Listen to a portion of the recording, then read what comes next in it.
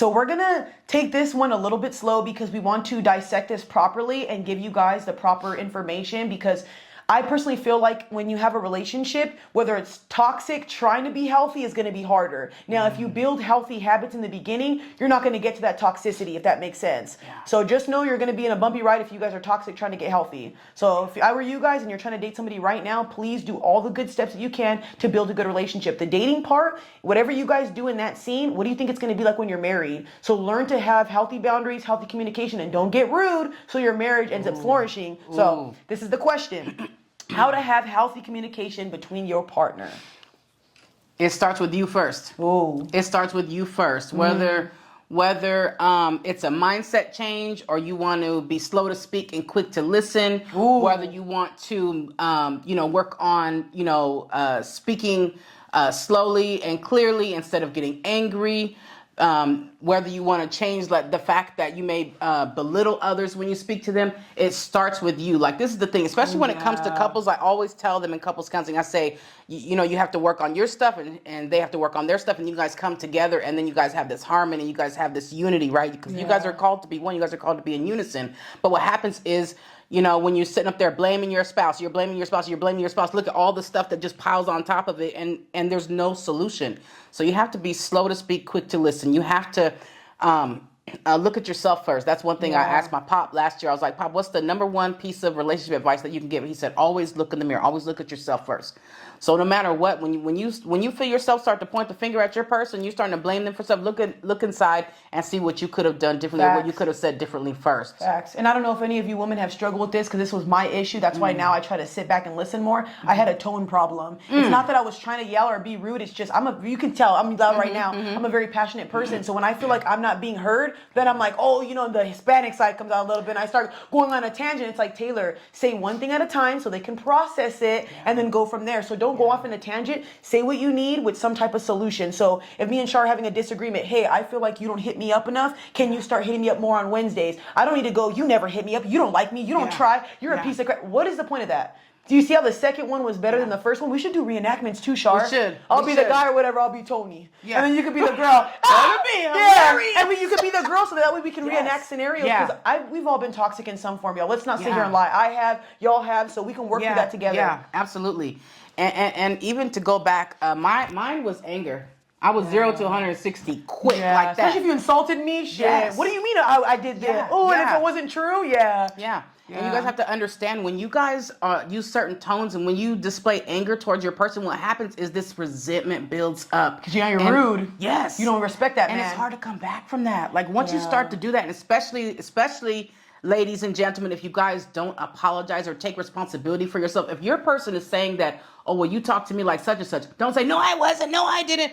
Don't get defensive. Actually listen to them, and you know what? Explain to them, like, you know what? Oh, I apologize. I'm gonna work on that. Can you tell me what I said, or can you tell me what I did that hurt you or that offended you? So that way you can talk through it. Because I'm telling you, I was 0 to 160 quick. I was angry. I was mad at air. Anybody could get it. But that's how you can tell somebody cares for you, though, and somebody's emotionally intelligent. Because if Shark came to me right now and said, Tay, I didn't like that you did that to me or whatever, and my first thing, I didn't do that. Did you not just hear what she said? If that's somebody you care about, I'm sorry. Did I make you feel bad? I apologize. What can I do better? Right. I know a lot of people would rather take the angry route because it makes them feel attacked, but there's a lot of times, y'all, I think, where you guys don't take accountability for yourself. Yeah. I think that burning feeling inside is because you know it's true. Yeah, that's why you get mad and apologize. I don't think anybody's going to want to be with a woman or a man who never apologized. You're always a Mr. Right, Mrs. Right. You're going to lose that partner quicker than you got him. That's right. Because this is the thing. And just to piggyback off what you said, a lot of this stuff started to happen in childhood. Like, if somebody was around certain parents, she cannot lie about that. Certain parents and grandparents or people around you that brought that out of you, then you're not going to see things in certain lights sometimes until you do the work. Because what happens is we can grow up in certain environments, right? That can cause us to be anxious, that can cause us to be angry. And what happens is when we do not deal with it, it comes out when we become adults and adolescents, and it comes out. Most of the time it comes out towards our partner, because that's the one that's closest to us and that's the one we feel the most comfortable with. So that's a really huge way in how you can dismantle and break down your relationship, by being angry, by belittling them, by lying. Can y'all stop lying, by the way? Yeah, and then Don't be also lying to y'all the spouse. half truths. If you went out with a girl and you didn't Ooh. tell your girl, and just because you didn't tell somebody doesn't mean you're not a fucking liar. This is my biggest thing. I don't mean to be rude, but when you lie to your partner or you keep things from them, I hope you know you're only chipping off things from your relationship. Because when they find out about that stuff, you can't be mad about their response. Because not only did you manipulate their reality, you made up all that stuff to cover up lies. You don't see how bad that is. And if you're a man leading, that's not trustworthy, baby. Yeah. That is not something a woman's going to be able to get behind. And for me, I'll tell you right now, I have this issue sometimes where if somebody does something to me, it's like a crack in the mirror. Now I can't look at you the same. So that's why I always tell men, when it comes to me, let me know about certain women, let me know about certain things, and I'm not going to get mad at you. But if I find out, I will cut you off for it. I can't do it, Shar.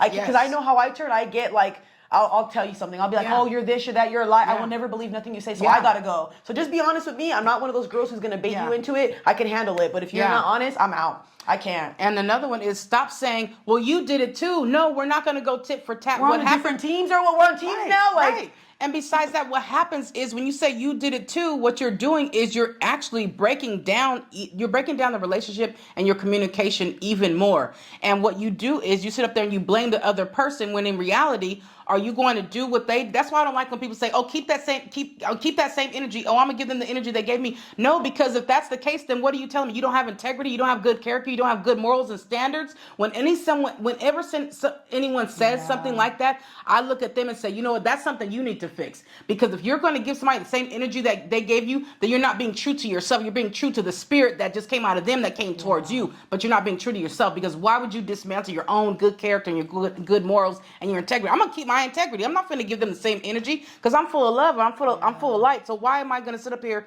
and give darkness to somebody when I know who I am? I know that I give love. Yep, and I'm going to be so honest with you. That's how you know the relationship is going to go downhill. Once you guys start going tit for tat and being vindictive and evil, that's no longer God. Yeah. I was reading in the Bible that one of the things you should not do is mirror people. I have a problem where if you treat me some type of way, you talk to me reckless, I'm going to do the same thing to you. That's why now people be like, why are you so quiet? I'm shutting down because I don't want to get disrespectful when I looked at you in a different light and you hurt me. So now I got to move forward because you as a partner should know what hurts me and what bothers me. And I really do feel like people are so quick to mirror the bad, but how come when I love you, you don't mirror it? How come when I do things for you, don't mirror it? How come when I sit down and love you, don't mirror it? But it's true. People are so quick to fuck you this, but you didn't match when I bought you food. You didn't match when I was nice to you or when I was holding you when you were crying. But what about me when I'm crying? No one's there to be okay, but you can match my negative, right? So that's my biggest thing. If you go match something, match my goodness. Yeah. Match my heart. Match my goodness. Match his booty. Nah. I like that. Match his booty, baby. Nah.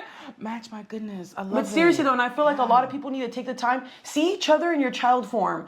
Look at it. That's why I try to look at things now. I try to, instead of getting mad, be like, when he was younger, he probably know how to communicate. Maybe he feels anxious. Maybe he feels like, maybe you're saying something wrong, Taylor. Maybe he can't get through to you. We all communicate in different styles. Figure out what your partner can interpret properly. If you're yelling, what if his mom used to yell at him? Right. And you can't do this, you can't this. Yeah. But what if his mom used to do that? Yeah. Like I had a partner before where he was like, I don't like people touching my stuff. So when you touch his stuff, oh yeah, he didn't like that. Yeah. But people would say, oh, you're being dramatic. But that's a trigger for somebody. Yes. So how do you know you calling your man out of his name and scolding him and never apologizing is the same thing as mom did? But you don't care though.